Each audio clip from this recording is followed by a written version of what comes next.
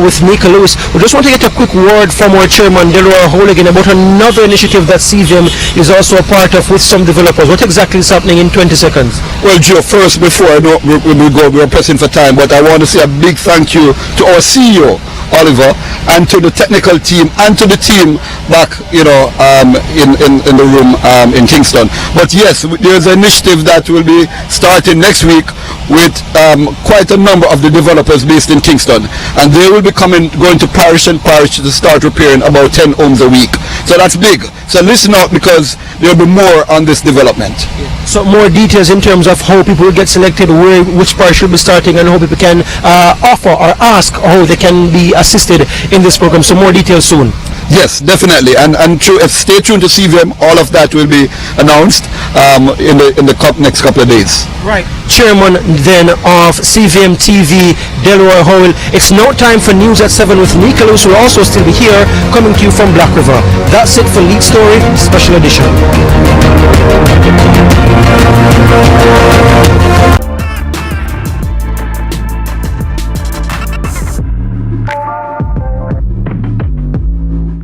Need to estimate your duty? Perform a track and trace? Search for a declaration? Then download the Jamaica Customs mobile app today. The time by the Jamaica Customs Agency is 12 p.m.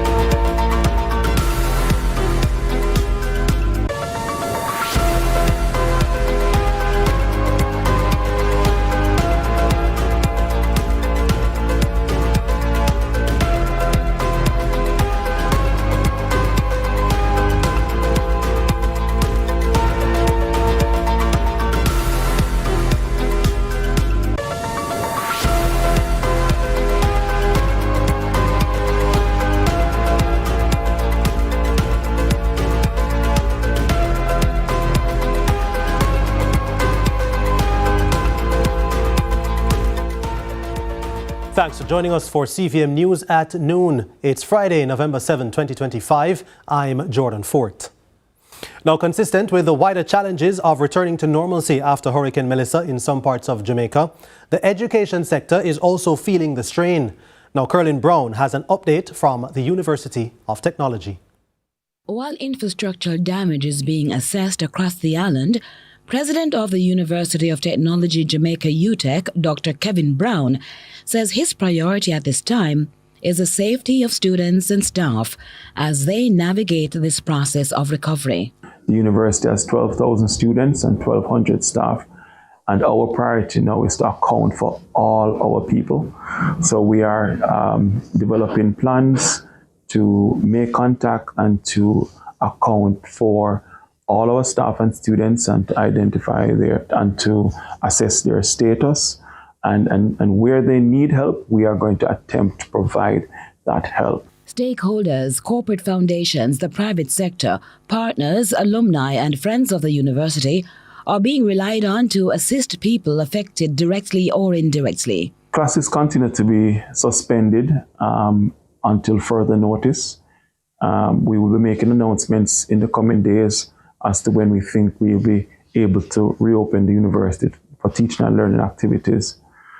Graduation that was scheduled for November 8th and 9th has also been postponed, and we will have a rescheduled date that we will announce in due course. We have established an emergency operations center to coordinate all our recovery activities, including the provision of supplies to staff and students who may be in need, but also the restart of our teaching and learning activities, amongst several other areas as well. So we're working on our recovery plan, and several initiatives are being developed. Of the 6 locations across the island, all campuses are impacted from downed trees, shattered windows and doors, flooding, and missing roofs.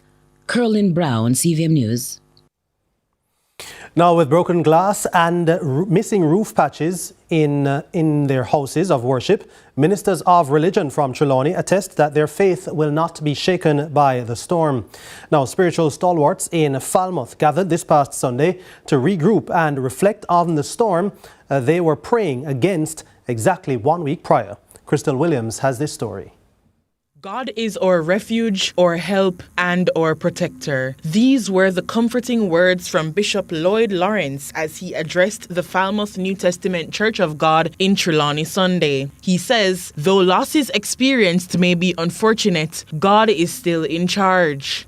Each of us, whether you're saved or unsaved, take an inward look, an inward protection, and to see if all is well with your soul and God. Because the storm proved that things can happen rapidly and we can lose our life or other things can happen.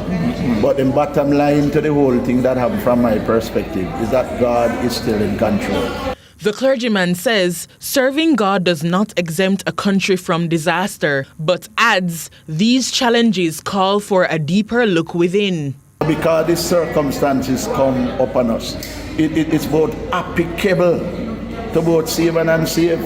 So the bottom line that I said, and I repeat, we need to take an introspection. For the Christian, draw nearer to God, and the unsaved, give your heart to the Lord. That if anything you should die, anything, your soul will be okay. Right. Bishop Lawrence says, based on the damage Trelawney suffered, the contrasting turnout in church was a good sign. You know, this storm hit terribly in this year. And if you should, I have been around and seen so many houses without roof and some people, their belongings on the outside. And I have been here when the water flood cover the whole road right up. So I've seen it, it had been devastating. So for this amount of person to come out is encouraging to you as a leader. Meanwhile, Reverend Junior Russell of the Agape Christian Fellowship in Falmouth assures Trelawney mash up, but God is real, as he compares the past week's Category 5 hurricane to a previous health crisis that swept the nation with heavy impact. We beat COVID, so Category 5 didn't take lives like COVID did in Jamaica and around the world. They said it's an unprecedented storm, but we serve an unprecedented God. Therefore, we can't go in hiding. Reverend Russell shares that reports of churches being destroyed do not perturb the church, as this will prove as an example on how to come back from the worst. We show them what it is to go there and come back and be victorious. Yeah? So churches being destroyed is nothing new. I mean, Job had his worst experience. But guess what? Seemed like he was one who was chosen to come back and show the world how we can do it together. He gave another example. Let's take Christ himself. He came back from the dead. Experience. God is big, he's great. And even if we have to go through storms and face situations, we become examples to the rest of the world that we can come back and we can be victorious amidst Melissa, whoever they may be. Victorious is our God. So we're standing strong in Falmouth, declaring that Jesus Christ is still Lord. Crystal Williams reporting for CVM News. Residents living in the communities of Chigwell, Old Pen and Forest in Hanover are still trying to cope with the blow of Hurricane Melissa. Livestock have drowned. What remains of their farms have been destroyed. Now, residents report that houses were partially damaged due to Hurricane Melissa and are now being made worse by flooding. The residents say they have not yet received relief supplies from the government. Member of Parliament for Hanover Eastern confirmed this during the sitting of the House of Representatives on Tuesday. She made a further request for flooding and other damage to be addressed and for relief services to be provided for marooned communities in her constituency. We have not received anything from government as yet. We have marooned communities. With regards to the Prime Minister's statement, nothing was mentioned about those marooned communities. Communities like Chigwell, where the water is rising. Communities like Forest, Chester Castle, Lethe, Cops. And earlier, I received a message that persons are marooned in New Mills. Now, over in Portland, fishermen in the Prospect fishing village are working to rebuild after Hurricane Melissa destroyed much of their livelihoods. Many say they've lost the majority of their fishing tools, equipment, that will cost a hefty sum to replace. Kevin Black reports. We're trying to get back ourselves together right now, after the hurricane and everything. Along the shoreline in Prospect, Port Antonio, it's a scene of slow recovery, with boats hauled ashore and damaged gear scattered across the bay. According to fisherman Leroy Wilson, they are trying to salvage whatever they can after the destructive passage of Hurricane Melissa. Yeah, man, we lose like 25 fish pots, you see? And little ravels, not gonna say much, you understand? But the fish pot more essential more than certain things we used to earn our daily living, you know what I mean? But the program, we are trying our best to see if we can get over this, you know what I mean? The fishermen say recovery is slow and replacement gear is expensive. For many families in Prospect, fishing is their sole source of income. I'm just trying to cope, you know. I'm just trying to cope and see why the next step, you know. Now I have no plans, say, yeah, but I have a hope to get up back on my feet, yeah? So I don't know where the system are for us. Actually, 70,000. Get back on something together. Now I go put no big. If me get more than that, I'm grateful, but 70 good. Many of the fish pots were swept out to sea, nets were shredded, and for several men, even their boat engines were flooded or destroyed. My last 95% of my fish pot them. As you notice, behind me, I repair back right now. I may have to cut off a couple of them well I see bottom a while ago. The only help more I really want right now, I have to just get back some wire. Get back some fish pot wire right now. Would do me a major help right now. The fishermen are appealing to the government and other relevant authorities for urgent support to rebuild before their livelihoods slip away with the tide. Kevin Black reporting for CVM News. Now, directors and volunteers from the Sands Party on Monday traded the stage for service, journeying to parts of St. Elizabeth and Westmoreland with relief supplies for residents reeling from Hurricane Melissa's devastation. The group arrived with several trucks loaded with food, clothing, tarpaulins, and other essential items for families who lost homes and belongings during the storm. Our reporter Omari Wilson has that story. Party turned its spotlight towards service, trading music and lights for meaningful relief. Directors and volunteers journeyed to St. Elizabeth and Westmoreland, hands full of food, clothing, tarpaulins, and other essential supplies for families still rebuilding after Hurricane Melissa's devastation.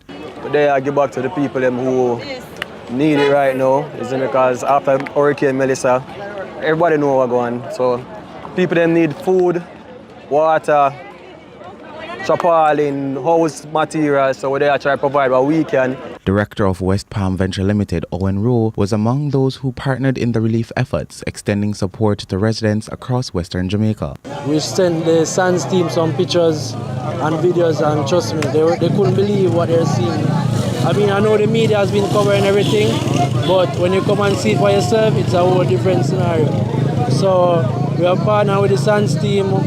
They have decided to come down, even we have to help 1 or 2 persons just to get shelter over their heads. The chairman of SANS says the team always supports their followers and give back to the community. But given the magnitude of need this time, they called on party supporters to help, describing it as a national effort. We need stability, right? In St. Elizabeth, in Westmoreland and the whole 9 years. I think we need to have like the JDF down here right away, a makeshift hospital, you know, just to create some form of social order as it relates to the everyday happenings, you know, and also they need drinking water on the double. Shanisa Dare, wife of Sands Jamaica director, called the scene emotional, especially seeing children on the streets and residents pleading for water. Since I've been here, the greatest demand I would say is tarpaulins.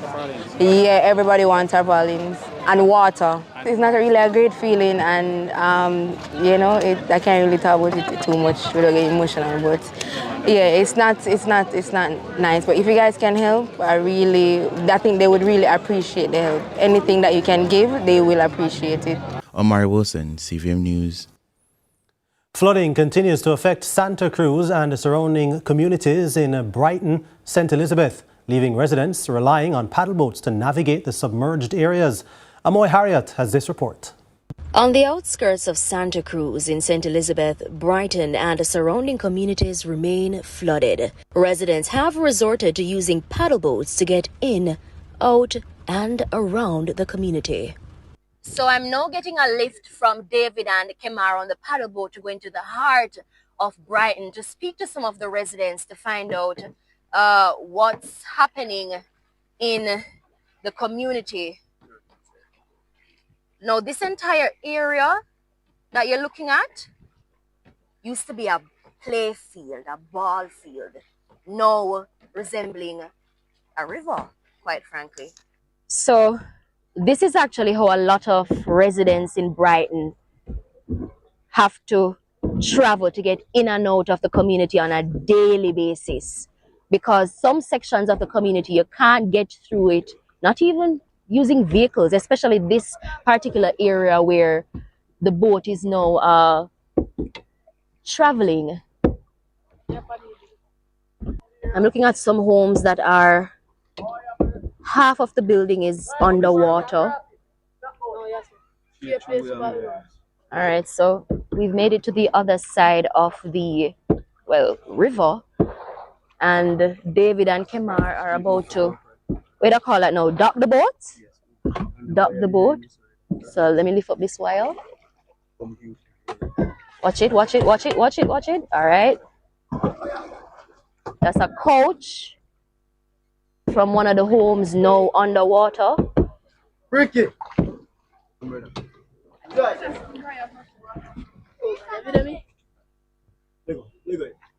down back here, sir. Come down back. Come down back here. Come down, see me. Come.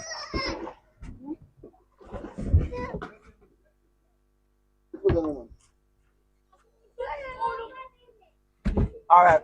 Oh, Jesus. Why you feel bad about it? Why you can't do nothing? Can't do nothing about it. So has it been a challenge getting food and water in and out of the community? Why you just jam one place so we can't get no food, we can't get no water. All right, so a resident had to give me a ride on his back to get me inside of this house because of the flood waters. And I unfortunately left my water boot in the vehicle, not expecting the water to be this high. The baby get all shake, my sheet, everything, get wash again. 6 pounds, let's move it back. 6 pounds. Yes, sir. So that's one bedroom and this is the other bedroom. Yeah, Wow. Yeah, water reach right up on me, right up there. A jar don't know. No man. Wow. Melissa left to be there. You do it bad still. This time is the worst time we ever have a flooding, because reason being why we have this type of flooding right now, the drain here, half of this drain dump up and the water cannot go through freely. You understand? And even on the common here is peer dumping. So normally we have a drain from Dr. Rock to this way. No more. The water cannot come this side because the whole place dump up. So unless the dumping them move, then we won't have any more flooding. I make 2 calls since week to the local government, and I beg them please to send somebody just to come assist you and come and look what is happening here. And they say they might send somebody. I don't see nobody. I know. So talk to me about Hurricane Melissa. What was that like for you? Hurricane Melissa is the worst hurricane I ever see. The worst one. Believe me, I pray until I don't have any word left. No word left. You understand? It's the worst hurricane because it tear my veranda top and the whole out the side of my house. There you can see a new thing put on because it is tear off. And recovery, have you started that process as yet? Well, I start do things of my own, start to fix back the side, we wet up inside and stuff. We have to throw some clothes and something, and we are trying to get back on track. The whole of we kind of feel get wicked enough. One way, but we have giga thanks enough in what boy. You have in life gone still. That is the most important to know that, you know, Father God spare our life, you know. If we even lose, you know, we can work back again and achieve a thing, you know. Yeah. All right, time for a break. When we come back, We will have more with you for news at noon. Stay with us.